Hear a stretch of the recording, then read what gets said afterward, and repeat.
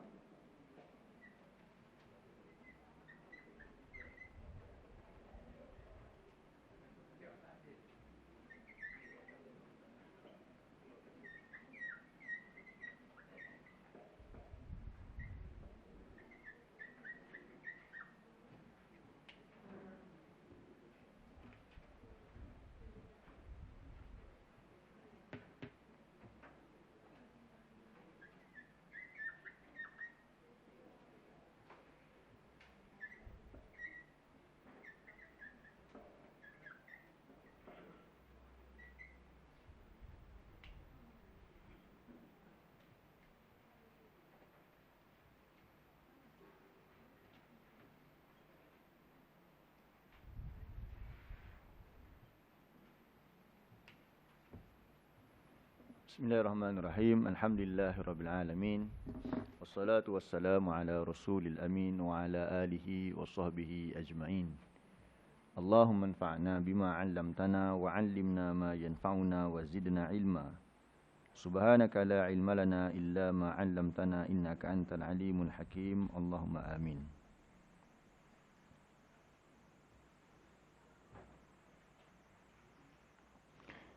Yang berusaha mengurusi Dewan Masjid Muttaqin, lanjutan kuasanya, tuan-tuan guru, ustaz-ustaz, ustazah-ustazah, muslimin muslimat, hadirin hadirat yang dikasihi sekalian. Alhamdulillah, kita bersyukur kepada Allah SWT. Pagi ini dapat kita bertemu kembali untuk menyambung kuliah tadabbur Al-Quran kita, yang mana kuliah terakhir kita pada sebelum bulan Ramadan lah, kerana sepanjang bulan Ramadan kuliah ditangguhkan dan sepatutnya kuliah kita bersambung semula pada 2 minggu yang lepas. Namun saya tidak dapat hadir kerana ada urusan di Kajang. Dan insya-Allah kalau tidak silap, mungkin Haji Razak imam kita dah maklumkan, minggu depan kita sambung ganti yang 2 minggu lepas tu lah. Jadi minggu depan ada minggu kelima. Jadi mana yang berkelapangan untuk hadir, bolehlah kita sambung kuliah kita ataupun gantikan kuliah yang 2 minggu lepas. Ada Haji Razak maklumkan dah? Ada ya? InsyaAllah. Kita akan gantikan yang 2 minggu lepas tak dapat kita isi tu dengan kelas pada minggu hadapan lah. Minggu depan tu minggu kelima. Nanti kita akan temu balik nanti bulan Jun minggu kedua lah kan. Baik, masih ingat lagi tak kuliah terakhir kita apa dia? Kuliah terakhir kita ialah kita membincangkan tentang 4 orang-orang yang Allah berikan nikmat ke atas mereka. Iaitu kita mentadabbur ayat yang ke-7 daripada surah Al-Fatihah, bahagian yang pertama, siratal ladzina an'amta alaihim tu.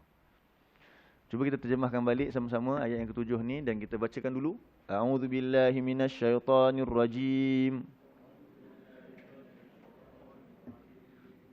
Siratal ladzina an'amta alaihim ghairil maghdubi alaihim waladdallin.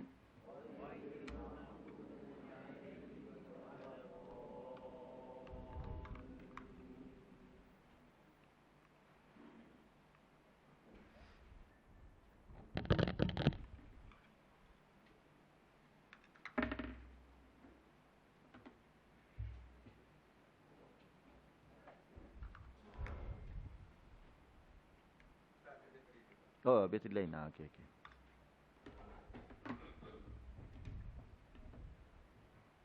Dia satu.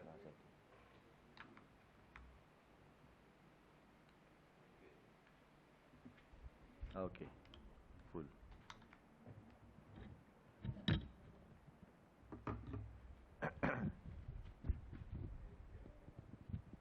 Baik, apa maksud sirata tuan-tuan, perempuan?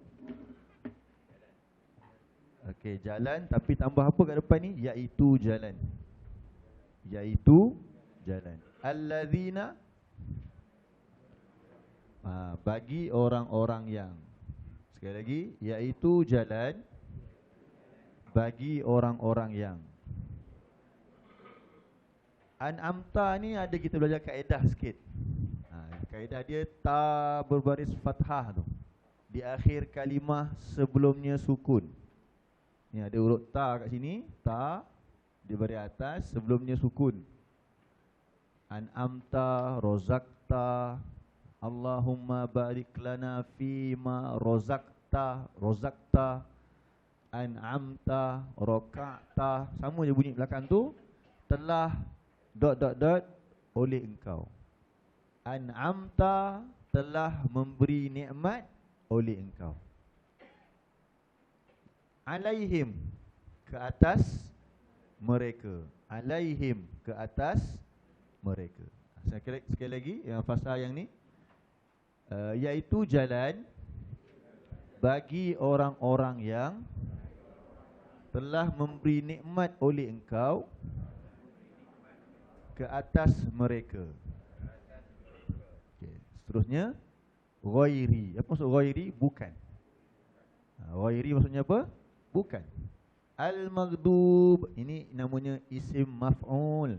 Dalam tasrif, sorof, ini sirah isim maf'ul. Terjemahnya yang dimurkai. Yang dimurkai. Alaihim sama, ke atas mereka. Baik, ulang yang ini. Bukan yang dimurkai, ke atas mereka. Wa apa wa? Wa dan lah. La, tidak. Yang ini dan tidak juga. Apa juga yang kita tak nak? Ad-dallina, orang-orang yang sesat. Jadi ada 3 kumpulan kat sini. Pertama, orang-orang yang sesat. Yang kedua ialah orang yang dimurkai. Yang ketiga ialah orang yang diberi nikmat.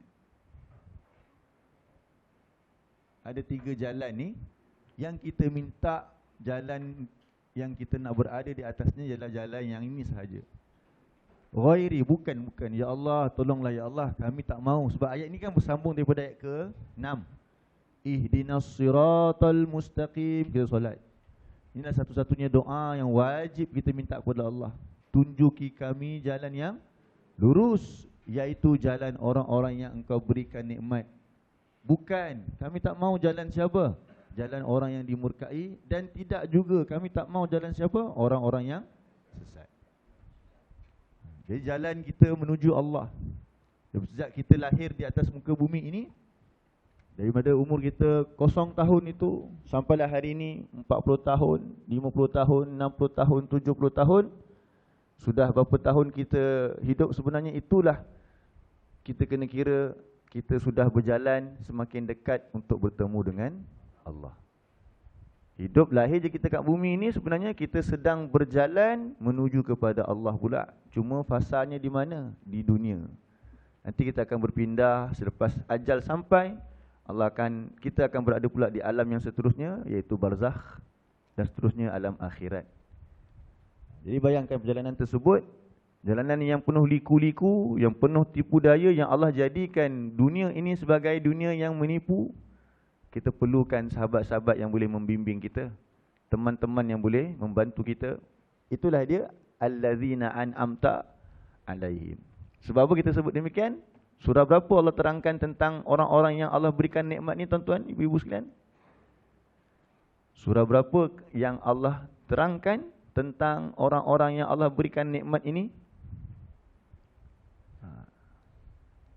Surah berapa? Cuba tengok nota. Dah dengar tu surah 4 ayat 69. Tengok balik surah 4 ayat 69. Kalau ditanya siapa orang-orang yang Allah berikan nikmat ni? Buka surah An-Nisa, surah yang keempat, ayat yang ke-69.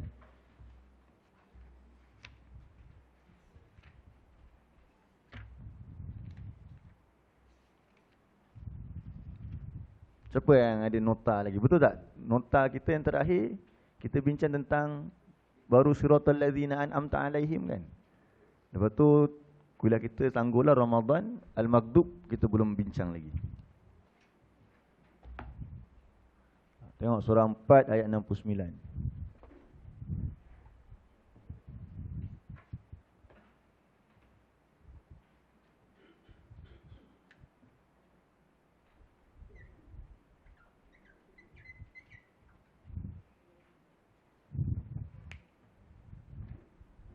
Muka surat 89. Muka surat 89.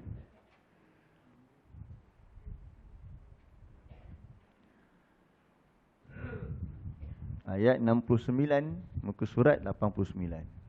Surah 4, surah An-Nisa. A'udzu billahi minasy syaithanir rajim. وَمَنْ يُطِعِ اللَّهَ وَالرَّسُولَ فَأُولَئِكَ مَعَ الَّذِينَ أَنْعَمَ اللَّهُ عَلَيْهِمْ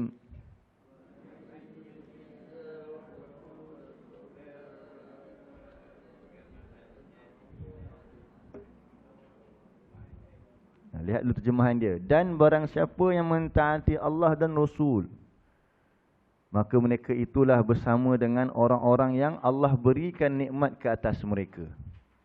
Siapa yang ikut Allah, mentaati Allah, berpegang teguh dengan Al-Quran, war Rasul, dan berpegang teguh dengan sunnah Rasulnya, mereka itu bersama orang-orang yang Allah berikan nikmat ke atas mereka. Siapa?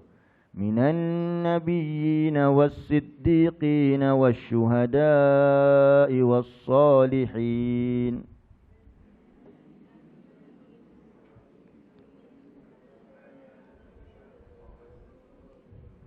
Siapa orang-orang yang Allah berikan nikmat itu? Minan nabiyyin, daripada kalangan para nabi.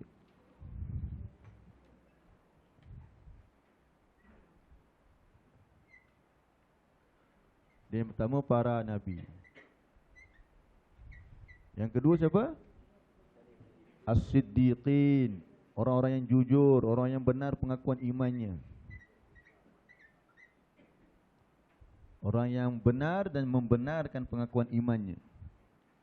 Yang ketiga, syuhada, orang-orang yang berkorban untuk agama Allah ini. Dan yang keempat, orang-orang soleh. Orang-orang yang soleh, orang-orang yang beramal dengan apa yang telah ditunjukkan oleh Allah dan Rasul.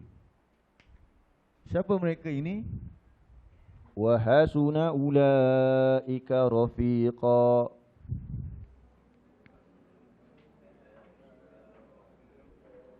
Mereka itu siapa? Sebaik-baik teman. Untuk menuju ke mana? Menuju kepada Allah.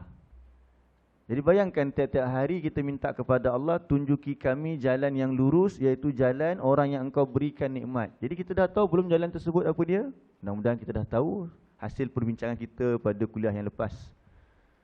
Iaitu jalan para nabi macam mana? Apa tugas para nabi? Dan dalam hierarki manusia ini, siapa yang paling mulia sekali, atas sekali? Siapa? Para nabi. Sebab mereka mulia bukan kerana kasta, tapi kerana apa dia? Takwa. Kita kira perkiraan mulia ini di sisi Allah adalah mengikut takwa. Dan manusia yang paling bertakwa, paling kenal Allah, paling takut kepada Allah, mereka ialah insan-insan yang Allah pilih dan Allah utuskan kepada mereka risalah. Para rasul dan para anbiya. Jadi apa jalan mereka? Apa tujuan hidup mereka? Apa yang mereka buat dalam kehidupan mereka? Mengajak manusia untuk mengabdikan diri kepada Allah dan menjauhi segala taghut. Jadi kalau kita minta kepada Allah, tunjuki kami jalan mereka, Adakah kita telah melaksanakan tugas mereka juga? Perlu tak kita melaksanakan tugas mereka? Perlulah, sebab siapa yang minta? Kita minta. Jadi mahu tak mahu, kita dah minta kepada Allah, tunjuki jalan orang-orang yang kau berikan nikmat. Yang pertama, para Nabi. Jadi aku pun nak sama juga, bersama dengan Nabi, mengajak manusia mentauhidkan Allah. Paling tidak, siapa yang sentiasa kita kena ajak mereka ingat kepada Allah? Ahli keluarga kita. Kemudian kalau kita ada kedudukan, kita ni mungkin majikan, staf-staf kita. Kalau kita ni pegawai atasan, orang-orang yang kita yang berada di bawah kita. Kalau kita ni pemimpin, rakyat kita lah. Jadi kita ajak mereka untuk mengabdikan diri kepada Allah dan menjauhi tauhid. Sebab itu tugas para Nabi. Yang kedua, As-Siddiqin. Siapa contoh tokoh As-Siddiqin? Abu Bakar As-Siddiq. Macam mana Abu Bakar As-Siddiq? Kenapa dia digelar As-Siddiq? Dia membenarkan segala apa yang datang daripada Allah, dari Al-Quran. Apa saja berita dari langit sampai kepada Abu Bakar beriman kepadanya. Bahkan berita daripada bumi naik ke langit pun Abu Bakar beriman juga. Apa contoh berita daripada bumi naik ke langit? Isra' Mi'raj tu. Nabi Muhammad kata dia naik ke langit, dia beriman. Berita dari bumi turun ke langit, dan langit turun ke bumi pun dia beriman. Daripada bumi naik ke langit pun dia beriman. Lepas tu bukan saja beriman, dia membenarkan iman tersebut. Sehingga Rasulullah tanya kepada Abu Bakar, apa yang kau tinggalkan untuk Allah dan Rasul?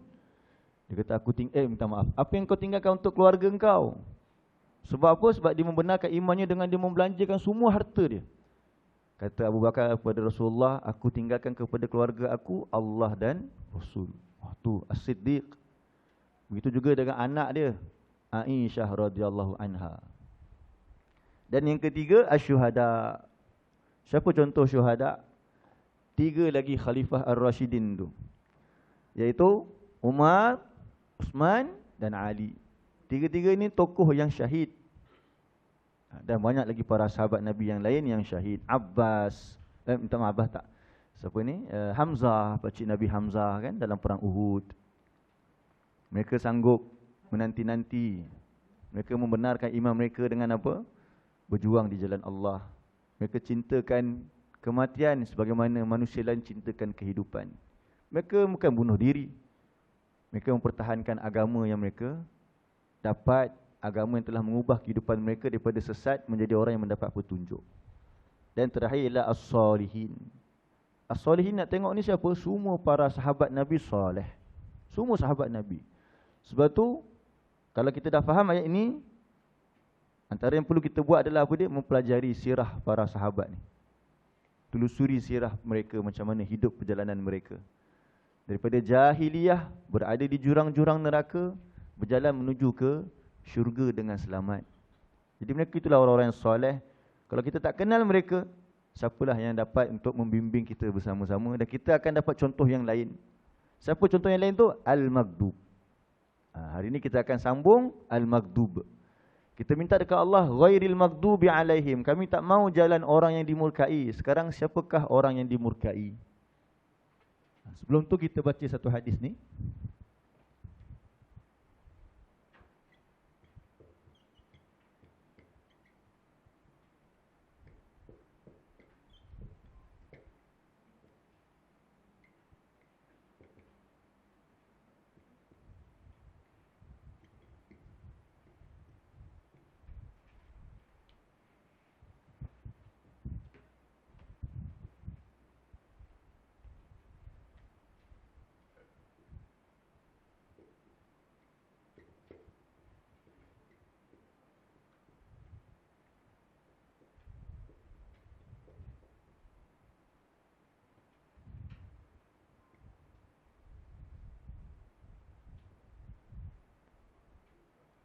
Baik, cuba baca hadis daripada Nabi SAW.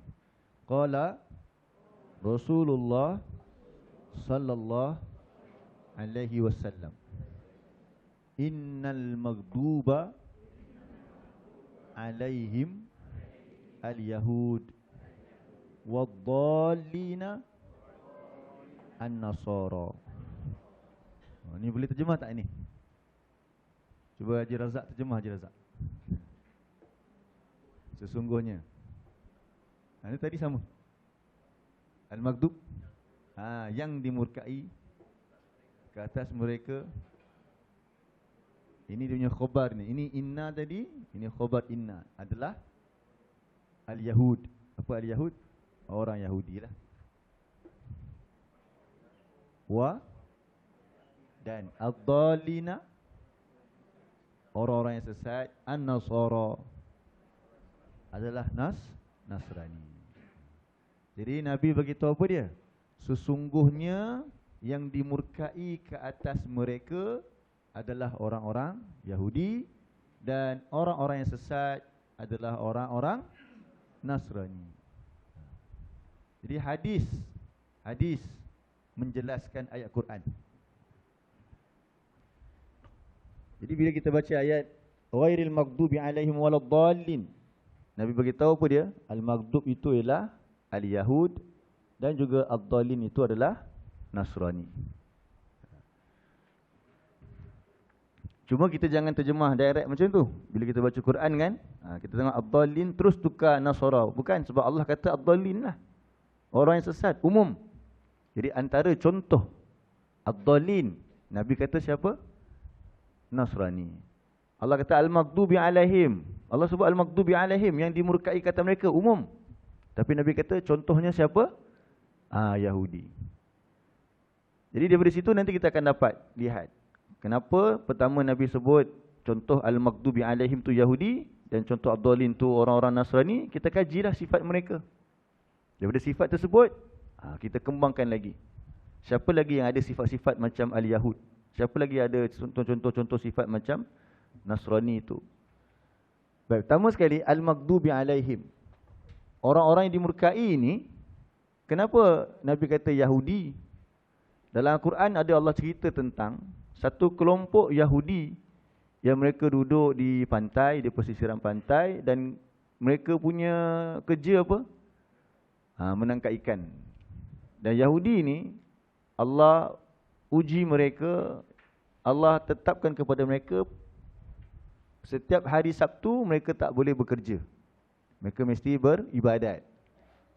Alhamdulillah benda tu tak adalah kepada kita, syariat tersebut. Kita pada hari Jumaat tak ada masalah, pagi pergi kerja, lepas tu rehat sekejap, pergi solat Jumaat, lepas tu bertebaran balik. Macam Allah sebut dalam surah Al-Jumu'ah kan.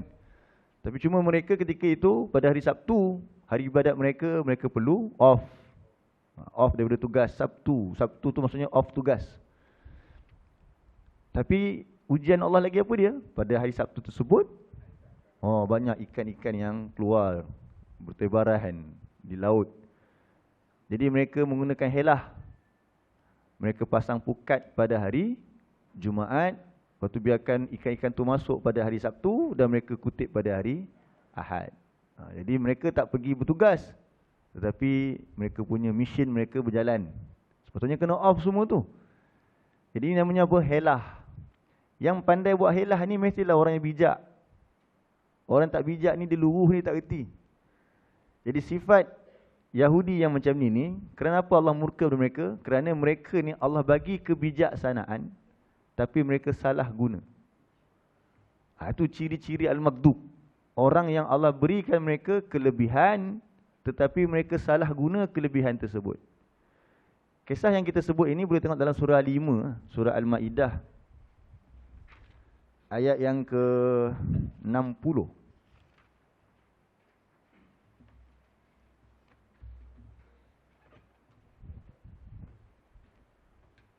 Surah 5 ayat 60.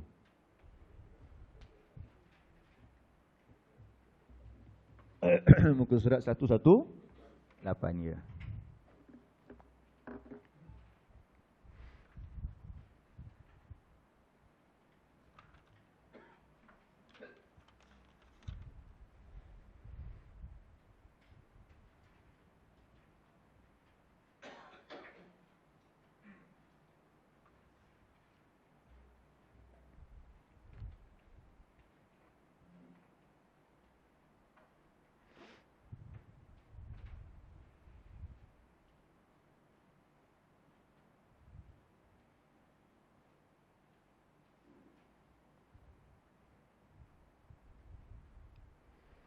أعوذ بالله من الشيطان الرجيم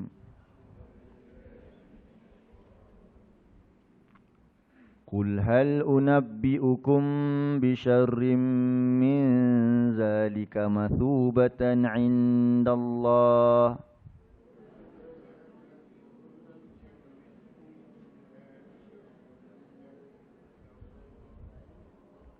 من لعنه الله وغضب عليه وجعل منهم القردة والخنازير وعبد الطاغوت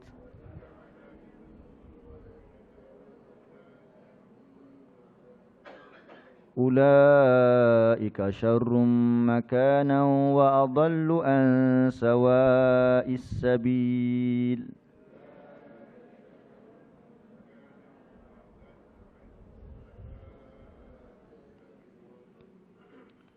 Tengok terjemahan dia apa Allah kata.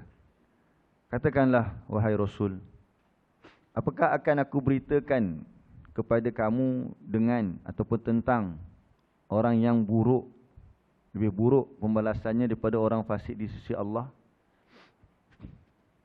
iaitu orang yang dilaknat dan ghadiba. Perkataan ghadiba.